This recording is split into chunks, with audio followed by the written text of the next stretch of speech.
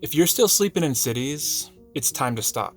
The risks have grown too high, and the consequences can be life-altering. What was once a simple, harmless night's rest has become a gamble every time you park. Every curb feels dangerous now. Every parking lot is under constant scrutiny. Sleep rarely comes easy. You're always bracing for the knock, the blinding flashlight, the order to move, or the threat of being swept up by new harsher laws designated to push you out. This isn't about frustrated neighbors or a single strict ordinance anymore. New mandates are rolling out, bigger, harsher, and more relentless than they've been in the past. These policies are redefining how van dwellers are seen, where they can stay, and how long they can hold on. The freedom that once defined this way of life is squeezed tighter every day. The question is no longer just where to park tonight. It's whether parking anywhere will even be possible tomorrow. Van life once meant something different. For some, it was rebellion, trading rent for the open road. For others, it was a matter of survival, the only way to stay sheltered, as housing costs continue to soar. But for everyone, it was freedom, a chance to wake up somewhere new, to live lean, and to build a life outside the box. But the ground beneath that freedom has started to change. Across the country, new policies and legal rulings are tightening the rules. Cities are enacting harsher ordinances. And some states are banning public camping outright. And at the federal level, new directives are giving local governments the green light to crack down harder, faster, and with more force than ever before. This isn't just background noise. It's a turning point. What once felt like an affordable, adaptable way to live has now become a target. For those living out of their vehicles today, the risks are multiplying. In the story ahead, we'll explore exactly how this pressure is playing out. From overnight parking bans in cities, to shrinking space on public lands, to sweeping law enforcement actions that can pull van dwellers into something much bigger than a ticket. This is the new reality of life on the road, and it's one we can't ignore. Not long ago, you could vanish in plain sight. A quiet street, a shadowy corner of a parking lot. If you kept the lights off and stayed quiet, you could actually get some rest. It wasn't glamorous, but it was possible. But that margin of safety is gone now. In 2024, the Supreme Court ruled that cities could now ban public camping, even if no shelter was available. Overnight, what had been a gray area had become black and white. Within months, more than 100 cities rewrote their laws. And the target wasn't abstract. It was anyone sleeping outside, anyone in a vehicle, and anyone without a fixed address. The new rules aren't subtle. Some cities state outright, no sleeping in cars anywhere. Others go further, forcing people to move every hour or relocate hundreds of feet at a time. In San Joaquin, California, sleeping in a vehicle for over 60 minutes in one spot can now mean either a $1,000 fine or up to 6 months in jail. Imagine that. Prison for just resting your head. At the same time, federal pressure is building. A 2025 executive order fast-tracks certain federal funds. This was for jurisdictions that strictly enforce camping and related laws. The message to cities is simple. Prioritize enforcement to qualify for preferred funding. So in response, cities clear encampments faster, harsher, and with more force than ever before. Florida takes these policies to the extreme. A new law makes it illegal to sleep in any public space, a sidewalk, a park, a beach, or even inside your own car. Cities put up no camping signs overnight, and by morning, police were knocking on windows, ordering people to move or face arrest. The statute banned sleeping or camping on public property statewide, unless an area is officially designated for it. There isn't a safe curb left in the state. California tells a different story, but the weight is the same. Los Angeles enforces bans neighborhood by neighborhood. San Francisco fights legal battles to keep encampments cleared. San Diego pushes roadside campers out. Even smaller cities like Long Beach issued hundreds of citations in just a few months. A place once mythologized for its freedom on the road now leads the way in pushing vans out. Colorado is shifting as well. Denver has increased its camping ban enforcement by nearly 50%. Boulder's long-contested ordinance now stands, after the court's ruling cleared the path. Along the Front Range, every night is a gamble. Rest and risk the knock, or keep moving and drive on exhausted.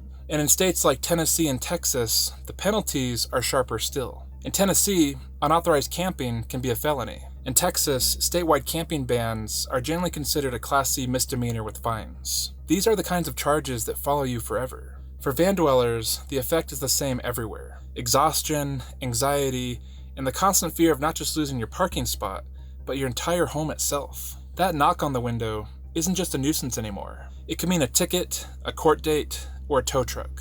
If your vehicle goes, so does your shelter, your mobility, your way to earn a living. Everything gone in a single night. This is the new reality in America's cities. Fewer safe zones, more eyes watching, and laws designated to keep you moving until you have nowhere left to go. When cities turn hostile, most van dwellers look outward, to forests, deserts, and the wide open stretches of BLM land. These are the places where freedom still feels possible. For decades, dispersed camping on public land served as a safety net. No campgrounds, no hookups, no fees, just an unspoken rule. Stay 2 weeks, move along, and leave no trace. It was a quiet contract that kept the road open.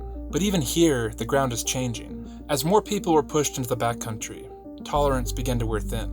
Rangers had begun enforcing stay limits that had long existed only on paper. Entire zones shut down. First in Nevada, where popular boondocking sites north of Reno and Carson City were closed. This was after trash piled up and vehicles were left abandoned. Warnings turned into citations. Those who didn't move were met by police enforcement. Then came Oregon. Outside Bend, in a place called China Hat, a huge community of van lifers and unhoused residents had gathered along a forest road. For years, it was a refuge for those with nowhere else to go. But in May 2025, that safety vanished overnight. Officials closed 34,000 acres for wildfire reduction. Nearly 150 people were forced out, their camps dismantled, and their vehicles pushed elsewhere. For some, it just meant packing up and driving away. For others, it meant losing their only home that they had left. The message echoed loud and clear. Public lands are for recreation, not for residents. Even where dispersed camping remains legal, the risks keep multiplying. Fire bans, sudden closures, and stricter patrols mean that what feels like open space one week may be off limits the next. And for van dwellers, isolation brings its own dangers. Medical emergencies far from help, theft in makeshift encampments, or the knock of a hostile local who doesn't want you parked nearby. The wilderness was once van life's last sanctuary, a place to breathe when the cities closed in around you. But even that sanctuary is going away. The map of freedom is shrinking, and the margins of safety grow thinner. Out here, the sky is wide, but the options are narrowing. And the question follows you, even down the quietest forest road. Where do we go when even the open land is closing in? Sometimes it's not the laws themselves that undo you. It's how they're used against you. In 2025, the Trump administration declared homelessness a crime problem. An executive order tied federal funding to strict crackdowns, turning Washington, D.C. into the proving ground. Almost overnight, the city flooded with federal agents. FBI, DEA, ATF, Homeland Security, all converging, not for cartel raids or terrorism threats, but for people parked in cars, tents, and RVs. Suddenly, minor offenses became grounds for escalation. A cracked taillight, expired registration, or even a can of beer by your camp stove. Small details became pretexts for searches. And once a search begins, it rarely stops at the obvious. In one case, 2 people watching a movie in a parked car were surrounded by agents from multiple agencies. And by dawn, one was under arrest. This is the new reality. A parked van is no longer invisible. It draws suspicion at every turn. This isn't just isolated to DC. The same approach is spreading across the country. In Portland and Seattle, police sweep through industrial districts, towing RVs by the dozens. In New York City, vans parked along quiet borough streets face quality of life crackdowns. Even Los Angeles, once a symbol of road life freedom, they enforce neighborhood bans and force people into ever-shrinking safe lots. And they sweep to clear multiple RV encampments. And for van dwellers in the area, these changes go far beyond parking tickets. Too many citations and your vehicle can be towed and impounded. If your home on wheels is considered uninhabitable, too old, leaking, or just parked in the wrong place, you could lose it altogether. And when your van is your home, that loss is absolute. Shelter, mobility, livelihood, all gone at once. A simple move along isn't just a warning anymore. It can mark the start of a criminal record. In Tennessee, unauthorized camping can even be a felony. That's not just a fine that you can pay and forget. It's a shadow that follows you for life. The streets have always been restless, but now they're patrolled with a new urgency, a new mandate. Clear the disorder, no matter who gets swept away in the process. Now every night brings new risks. It might be the knock on the window, or it might be handcuffs. It could be a simple ticket, or it could be a felony. Sometimes it's not just a warning, but the sudden loss of the only thing separating you from the street. All of this adds up to more than just parking tickets, tow trucks, and ordinances. It's the gradual erosion of a way of life. The silent closing of doors that once invited anyone bold enough to take the chance. It's about what happens when freedom gets recast as disorder, when simply choosing your own path is being treated as something to be fixed or removed. For van dwellers, every new law, sweep, and crackdown doesn't just change where you can sleep. It reshapes how you exist day to day. Sleep grows fragile, and good rest becomes rare. Life turns into a perpetual state of vigilance, always half-packed, ready to go, always bracing for the knock that could change everything. But the cost isn't just personal, it's cultural. A lifestyle that once symbolized rebellion, creativity, and resilience is now pushed to the margins, recast as a nuisance, or even a crime. What was once celebrated as resourceful and free is now quietly disappearing from public life. This matters because van life has never only been about the people inside the vans. It's about what those vans symbolize. A refusal to be boxed in, a willingness to live differently, a reminder that meaning is not confined to rent, checks, or cubicles. When policies push this way of living into extinction, it's not just the van dwellers who lose.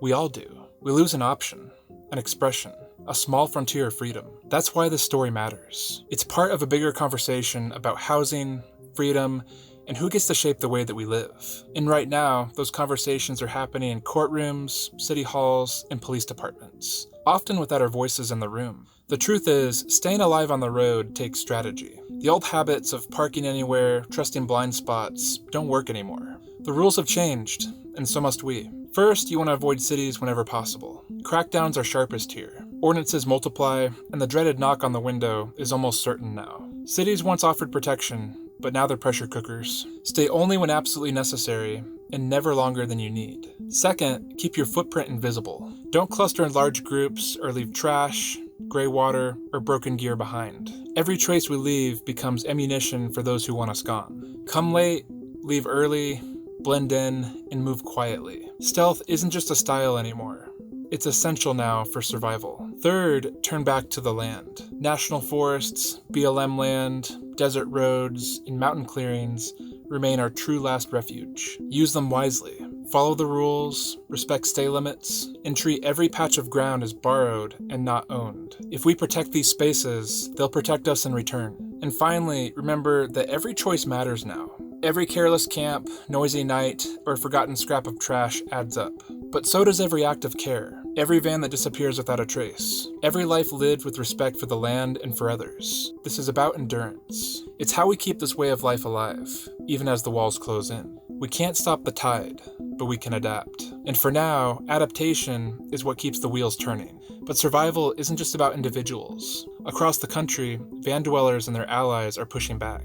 In Bend, Oregon, when the Forest Service shut down China Hat, local advocates quickly set up safe parking zones and offered people a temporary foothold. In California, lawsuits forced cities like San Francisco to slow down their sweeps and told them to respect property rights rather than bulldozing what people owned. In Denver, community groups pressured officials to open safe lot programs. The results for this one have been mixed. None of these changes are perfect, but they prove something important. When people organize, showing up at city councils, documenting abuses, and filing court challenges, the walls don't close in as quickly. Even at the national level, cracks are appearing in the crackdown. Tennessee's felony camping law, among the harshest in the country, is already being challenged by civil liberties groups who argue it criminalizes survival itself. Alone, adaptation keeps us moving. Together, persistence keeps that door from slamming shut. What's happening in the United States now is bigger than just parking tickets or policy shifts. It's a test of whether freedom still has room in a world determined to shrink it. Van life was never about cedar walls or Instagram reels. It was a promise that you could choose differently, live lighter, and carve out meaning on your own terms. That promise is under threat, but it isn't gone. Freedom doesn't just disappear because of some new laws. Van life is not merely a personal choice. It survives in our daily choices, in the way that we respect the land, in the quiet camps where we leave no trace, in the miles we keep driving, even when the rules say stop. The road is rougher now, but it still stretches ahead. If you're willing to adapt, moving quietly, persevering, and caring for the land and those around you, there's still a way forward. So if you're out there tonight, know this: you're not alone. Every respectful choice, every respectful camp, every morning that you wake up to a new horizon, that's what keeps this way of life alive. The future of van life won't be written in courtrooms or city halls. It'll be written out here on the road by those who refuse to let the wheels stop turning. Now I want to hear from you. What changes are you noticing where you live or travel? Let me know down in the comments below, and I will engage with you there. If you enjoyed this video, please hit the like button and consider subscribing to my channel for more van life, outdoor, and travel content. And before you go, check out my next video right here to see some of the incredible places I explored over the summer and why they matter. I'll see you over there.